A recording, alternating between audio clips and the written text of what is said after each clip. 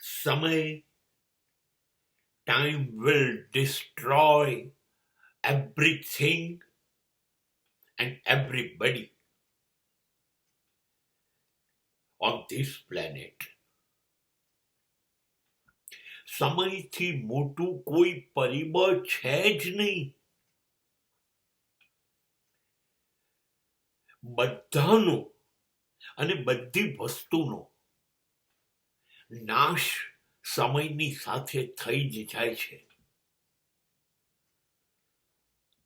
ક્યાં છે એથેન્સ, સ્પાર્ટા, મિસર ની બધી મહાન સંસ્કૃતિઓ ક્યાં છે? ક્યાં છે મોહનજોદડો? ક્યાં છે હડપ્પા? નાલંદા ક્યાં છે? કશું જ નથી. સમયની એક થપ્પડમાં બધું જ વિનાશ થઈ જાય છે.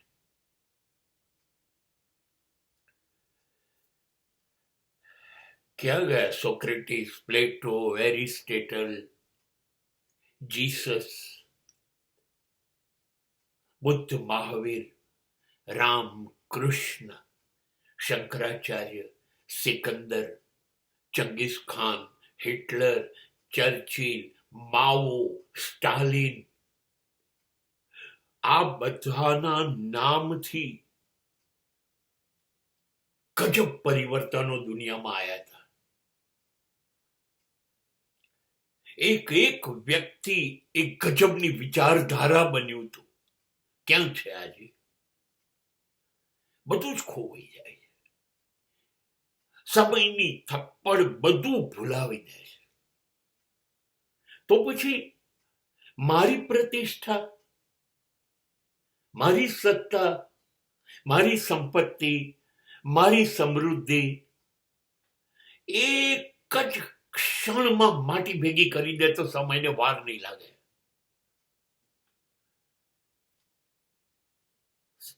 સમ્રાટ હોઈશ ને મારું સામ્રાજ્ય હોઈશ તો ફૂટપાથ પર મને ભિખારી બનાવીને ઉભો રાખી દેતા સમયને શરમ નહીં આવે. બધું જ લઈ લેશે. અરે ખુદ મને પણ લઈ લેશે. જો ને મારું બાળપણ ગયું, ખબર પડી?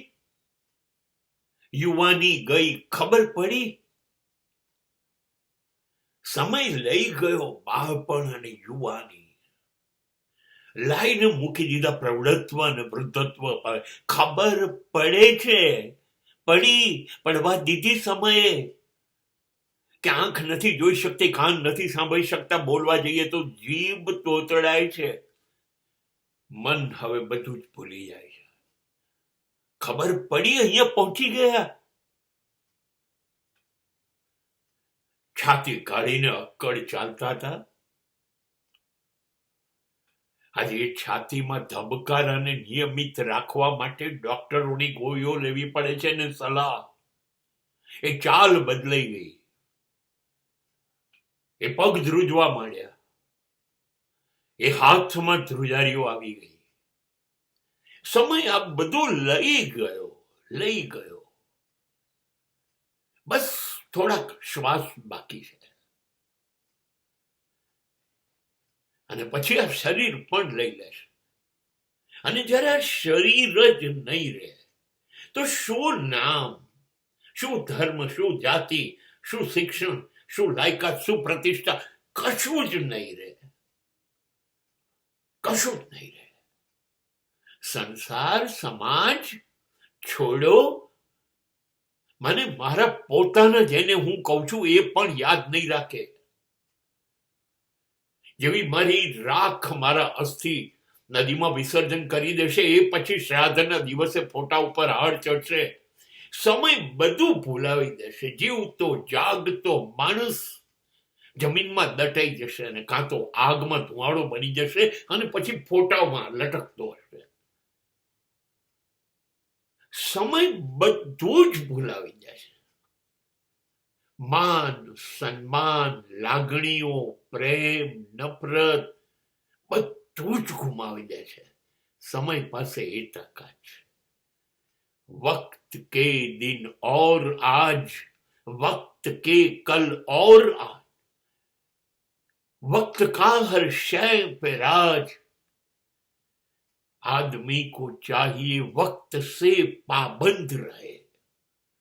સમયથી મોટું કોઈ તત્વ નથી.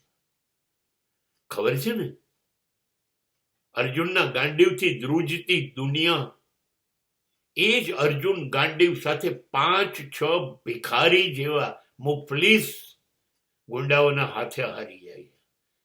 આ સમય છે સાહેબ, જ્યાં લોકો રામની પત્નીને પણ ઉપાડી જાય. અને આ એ સમય છે જ્યારે કૃષ્ણને બાણ એક સામાન્ય પારધી મારીને પણ મારી નાખે.